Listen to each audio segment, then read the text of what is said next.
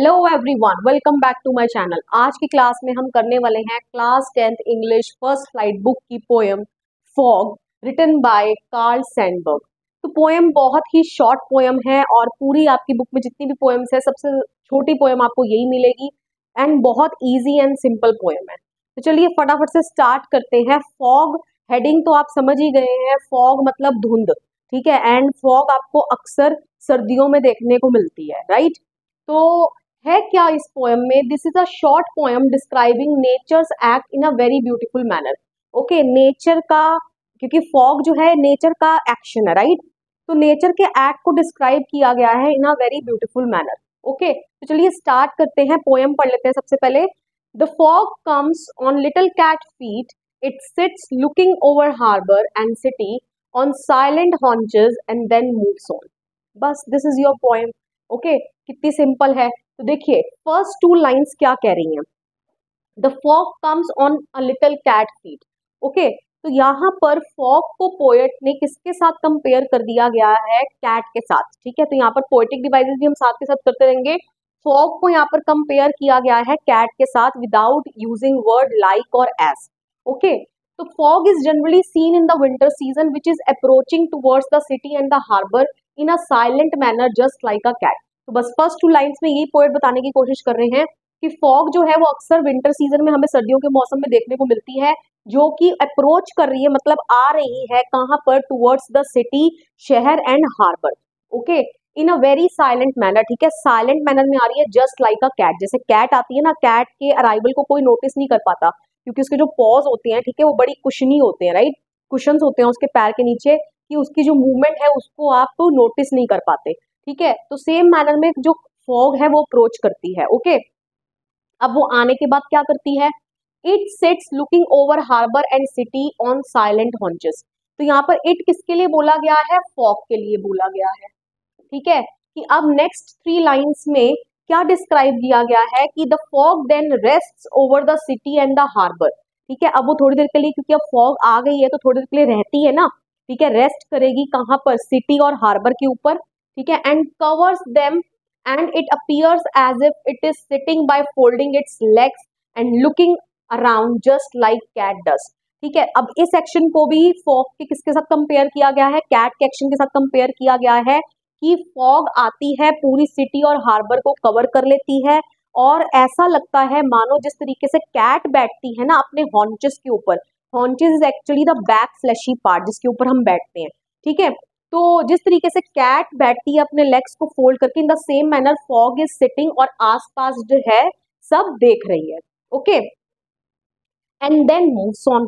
And then moves on मतलब at the end fog departs very silently, ठीक है, बिना किसी शोर किए। जैसे आई थी वैसे ही वो चली जाती है and unpredictably similar to the departure of the cat and vanishes. And finally जो फॉग है वो वैनिश हो जाती है, गायब हो जाती है। So this was all about this poem। बहुत सिंपल सी पोएम थी।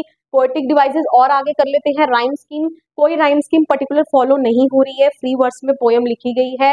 पर्सोनिफिकेशन, यहाँ पर फॉग को पर्सोनिफाई किया गया है। पर्सोनिफिकेशन आपको पता है, जब किसी नॉन लिविंग थिंग को लिविंग करेक्टर्स दे दिए जाए, ह्यूमन बींग्स के करेक्टर्स दे दिए जाए तो उसको पर्सोनिफिकेशन बोलते हैं। कैसे? क्योंकि फॉग को बोला गया है कि कम्स आती है, ठीक है, सिट्स बैठ जाती है, ओके, एंड लुक्स अराउंड, ठीक है, इधर उधर देखती है, and then finally moves on, फिर चली जाती है। तो ये सब जो चीजें हैं ह्यूमन बीइंग कर सकते हैं, तो इसलिए यहाँ पर फॉग को क्या किया गया है? पर्सोनिफाई किया गया है। Next is एंजैपमेंट। एंजैपमेंट आपकी सभी जगह लग रही है यहाँ पर। देखिए एंजैपमेंट का मतलब क्या होता है? जब किसी एक लास्ट लाइन में कोई पंक्चुएशन मार्क यूज नहीं होता और उसका आइडिया नेक्स्ट लाइन पर ट्रांसफर हो रहा हो। तो देखिए यहाँ पर द फॉग कम्स, यहाँ पर कोई पंक्चुएशन मार्क नहीं है, यहाँ पर आपको पंक्चुएशन मार्क दिखाई दे रहा है, फुल स्टॉप। तो इसका मतलब यहाँ पर क्या लग रहा है? Enjambment. In the same manner looking के बाद कोई पंक्चुएशन मार्क नहीं है, सिटी के बाद कोई पंक्चुएशन मार्क नहीं है, हॉन्चेस के बाद कोई पंक्चुएशन मार्क नहीं है, एंड फाइनली ऑन के बाद आपको फुल स्टॉप नजर आ रहा है। तो इसका मतलब यहाँ पर भी क्या लग रहा है? एंजैपमेंट।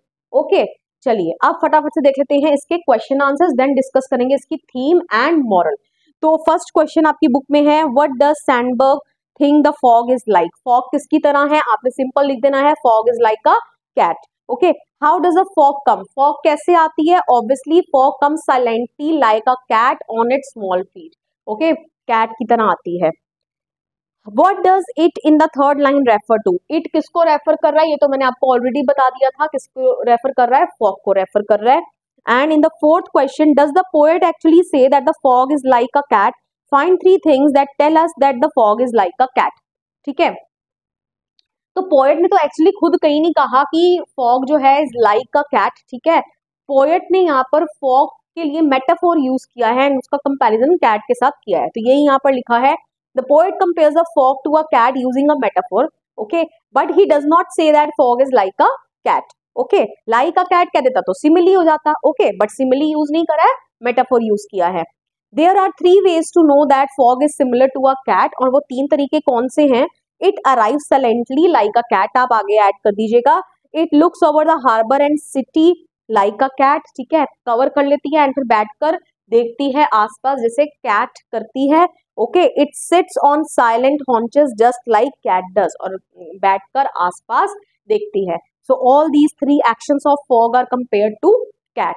ओके, अब फटाफट से देख लेते हैं कि इसकी थीम क्या है इस पोएम की. तो थीम है इसकी नेचर एंड चेंज की बात की गई है, क्योंकि फॉग जो है वो नेचर का पार्ट है एंड चेंज, अब उसके अंदर भी चेंज आ रहा है. ठीक है, तो इसका मतलब ये बताया जा रहा है कि जो चेंज है that is inevitable part of life. Changes तो लाइफ में आते रहेंगे एंड आपको उन चेंजेस को क्या करना पड़ेगा? एक्सेप्ट करना पड़ेगा. नेचर में भी जब चेंज हो रहा है तो आपकी लाइफ में तो चेंजेस होने तो मस्ट ही हैं. ओके, अब आ जाते हैं फटाफट से पोएट इससे हमें क्या मॉरल, क्या मैसेज देने की कोशिश कर रहे हैं. तो बहुत अच्छा मैसेज देने की कोशिश कर रहे हैं. First is the importance of finding beauty in simplicity and observing the world around us. ठीक है, कभी कभी हम छोटी छोटी चीजों को इग्नोर कर देते हैं, तो पोएट यहाँ पर यही बोल रहा है कि हम छोटी छोटी चीजों को simplicity finding beauty in simplicity. ठीक है, छोटी छोटी साधारण सी चीजों में आप क्या ढूंढिए? ब्यूटी ढूंढिए. And observing the world around us, और अपने आसपास के वर्ल्ड को ऑब्जर्व कीजिए. कई बार हमारे आसपास बहुत कुछ चल रहा होता है लेकिन हम उसकी तरफ कुछ ध्यान ही नहीं देते. Okay, next, the fogs transient nature को कंपेयर किया गया है. Life is impermanent. ट्रांजिएंट मतलब समझते हैं ना, that is not, which is not permanent. तो फॉग परमानेंट नहीं है ना, आई, बैठी, कुछ देर के लिए रेस्ट किया एंड देन चली गई. ओके, तो फॉग के ट्रांजिएंट नेचर को यहाँ किसके साथ कंपेयर कर दिया गया है? लाइफ के साथ. एंड ये बताया जा रहा है कि लाइफ भी कैसे है? इम्परमानेंट है. ठीक है, कभी भी आपकी डेथ जो है, टाइम जो है वो आ सकता है. तो इसीलिए cherish every moment of your life. ठीक है, अपनी लाइफ की हर एक सिंगल मोमेंट को आप इंजॉय करें. Next, being flexible and embracing change. Embracing change मतलब समझते ना, चेंज को गले लगाना, एक्सेप्ट करना. तो changes are the part of life, right. Fog जैसे नेचर में एक चेंज आया, तो इन द सिमिलर मैनर आपकी लाइफ में भी क्या आते रहेंगे? चेंजेस आते रहेंगे. And you need to be flexible. ठीक है, आपको फ्लेक्सिबल होना पड़ेगा, आप रिजिड नहीं हो सकते. अगर आप रिजिड हो गए देन आप अडेप्ट नहीं कर पाएंगे अपने आप को इन योर सराउंडिंग. ठीक है, तो आपको फ्लेक्सिबल होना पड़ेगा, आपको चेंजेस को एम्ब्रेस करना पड़ेगा, मतलब एक्सेप्ट करना पड़ेगा. Okay, and fourth very important message, overcoming difficulties. तो यहाँ पर फॉग को पोएट डिफिकल्टीज के साथ भी कंपेयर कर सकते हैं. जैसे fog I in the same manner, जो फॉग मतलब डिफिकल्टीज हमारी लाइफ में आती हैं, रुकती हैं. ठीक है, एंड देन चली भी जाती हैं. बट पर्सन को क्या करना है? कभी भी होप नहीं छोड़नी है. ठीक है, ऑलवेज बी होपफुल. कभी भी आपने होपलेस नहीं होना है. एंड अगर आप होपफुल रहते हैं then you can overcome those difficulties very easily. ठीक है, आप उनको ओवरकम कर लेंगे एंड लाइफ में आगे एक्सेल करेंगे एंड सक्सेस हासिल करेंगे. Okay, so this was all about this poem. I hope so आपको पोएम क्लियर होगी. वीडियो पसंद आई हो तो वीडियो को लाइक करिए, शेयर करिए, कमेंट करके बताइए वीडियो आपको कैसा लगा. And please don't forget to subscribe my channel. मिलेंगे नेक्स्ट वीडियो में. Till then, bye bye.